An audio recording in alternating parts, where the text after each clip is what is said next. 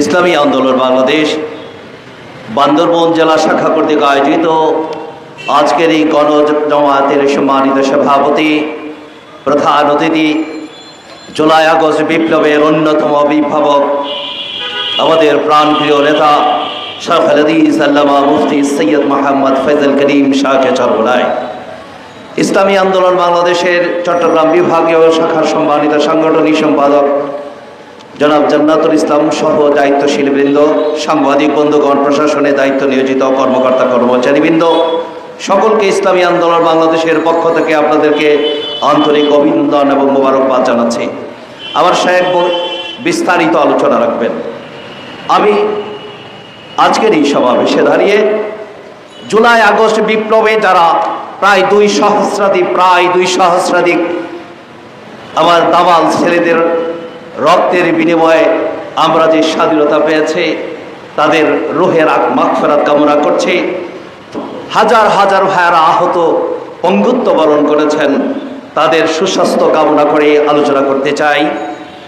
July August বিপ্লবের ইতিহাস ছিল, বাংলাদেশের ইতিহাস ছিল, ফ্যাসিস্টরা কখনোই দীর্ঘস্থায়ী হয় না, এবং ফ্যাসিস্ট যেই পর্যায়ে এসেছে বাংলাদেশের ইতিহাসে, বাংলাদেশের এই জাতীয় সম্পদে যারা যেইভাবে অত্যাচার করেছে, সেই কারণে অবস্থান তৈরি হয়েছে। আজকে আমরা কি দেখতে পাই?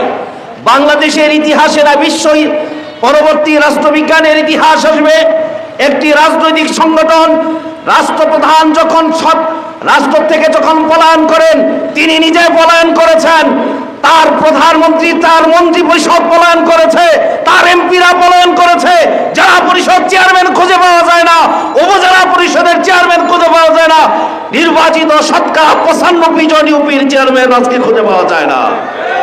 প্রিয় ভাইয়ের আমার, আজকের অবস্থান হয়েছে বৈষম্য বিরোধী আন্দোলনের পক্ষে আজকে বক্তব্য আসছে, ফ্যাসিস্ট আওয়ামী লীগ ক্ষমতায় কেন আসতে পারবে না? রাজনৈতিক করার ফান্ডামেন্টাল রাইট আওয়ামী লীগের আছে, বিএনপি করে তার অধিকার আছে, আমি ইসলামী আন্দোলন করি আমার ফান্ডামেন্টাল রাইট আছে, জামাত যারা করে তাদের ফান্ডামেন্টাল রাইট আছে। কিন্তু বাস্তব হলো 16 বছর আমার খেটে খাওয়া কৃষক, মালিক, মজদুর, মজলুম জনগণের হাজার হাজার কোটি টাকা আত্মসাৎ করেছে আওয়ামী লীগের উপর থেকে নিচ পর্যন্ত। একটা লোক কি বলেছে এই কাজটা তারা ঠিক করে নাই? বলছে? প্রবাদ আছে, আমরা স্কুপ পড়েছি, অন্যায় করে যে আর অন্যায় সহজে সমান অপরাধ।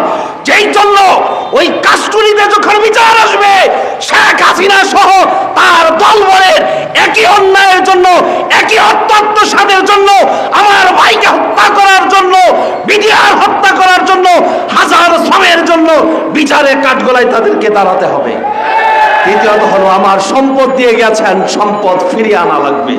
প্রিয় ভাইরা আমার, তৃতীয়ত হলো, বাংলাদেশের স্বাধীনতার 53 বছরের শেষ হয়ে 54 চলেছে, দেশটাকে একটা চকলেটের মতো স্বাধীনতার 53 বছরে যারাই ক্ষমতা আসছে কেউই চাঁদা বাদ দেয় নাই। বাংলাদেশের ইতিহাসে হাতে গোনা কিছু সম্পদ ছাড়া, হাতে গোনা কিছু এমপি ছাড়া তারা বলতে পারবে না আমাদের সম্পদ লুণ্ঠন করে নাই। সেই জন্য স্বাধীনতার 54 বছরে প্রমাণ হয়েছে উলামা একরাম অর্থাৎ আল্লাহ বেরো, খোদা বেরো, মুত্তাকি ব্যক্তি ছাড়া বাংলার লাল সবুজের সোনার বাংলা কখনোই সূর্যের মুখ দেখবে না, আলোর মুখ দেখবে না। এবং আমাদের যে উলামা একরাম যারা আছেন, ইসলামী নেতৃবৃন্দ আছেন, আমাদের সেকেন্ড হোম বলতে কোথাও নেই, আমাদের ফার্স্ট হোম বাংলাদেশ, আমাদের সেকেন্ড হোম কবর হবে বাংলার মাটিতে আপনাদের সাথে। প্রিয় ভাইয়ের আমার, আমি আর লম্বা আলোচনা করতে চাই না, অবস্থান তৈরি হয়েছে। ভারতকে বলতে চাই, শেখ হাসিনাকে আশ্রয় দিয়েছেন, ভালো করেছেন, ওনার মুখটারে থামান। ওনার অবস্থান তৈরি হয়েছে। আমি সম্মানিত প্রধান উপদেষ্টা, উপদেষ্টা পরিষদকে বলবো, বাংলাদেশের বর্তমান যে লঙ্কা কাণ্ড হচ্ছে তার পিছনে ভারত জড়িত কিনা, তার পিছনে র জড়িত কিনা, ইনভেস্টিগেশন করুন। বাংলাদেশকে অস্থিতিশীল একটি রাষ্ট্র কায়েম করার যে ষড়যন্ত্রের নীল নকশা আসছে কিনা আমরা অনুরোধ করবো তাড়াতাড়ি ব্যবস্থা গ্রহণ করুন। শেষ কথা বলতে চাই, আমার ভাই মজিব ভাই বলে গেছেন বিস্তারিত। ফার্স্টম্যান যারা বাইরের থেকে আসছেন তাদের কথা পরে বললাম। এই পার্বত্য অঞ্চলে বান্দরবনে এই যুব সমাজ যারা আছেন তাদের কি ভোট বান্দরবনে হলো না তাদের পিতৃভূমির আগের জায়গায় হলো? আপনারা কি বান্দরবনে এলাকায় আপনারা কি ন্যাশনাল আইডি কার্ড পাইছেন? কারা কারা পাইছেন ন্যাশনাল আইডি কার্ড? কারা কারা পেয়েছেন? কাদের ভোটে এলাকায় হয়েছে, নাগরিকত্ব গ্রহণ করেছে? 55% এই দেশে মুসলমানরা বসবাস করার কারণে চাকরির ক্ষেত্রে তাদের বৈষম্য, তাদের চাকরির কোঠার ক্ষেত্রে তাদের বৈষম্য।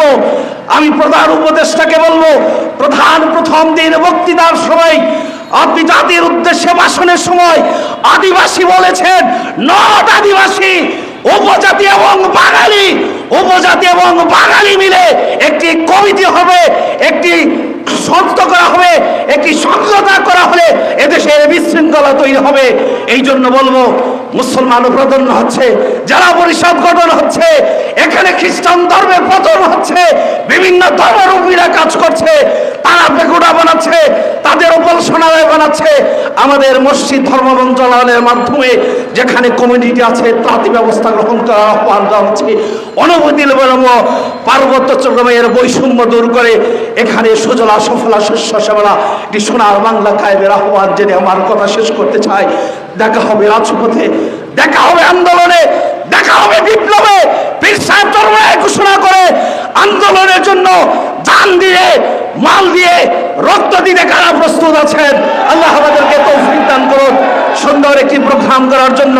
বান্দরবান ইসলামী আন্দোলনের সম্মানিত নেতৃবৃন্দকে ধন্যবাদ জানিয়ে আমার কথা শেষ করতে চাই। ওমা তৌফিক ইল্লা বিল্লাহ।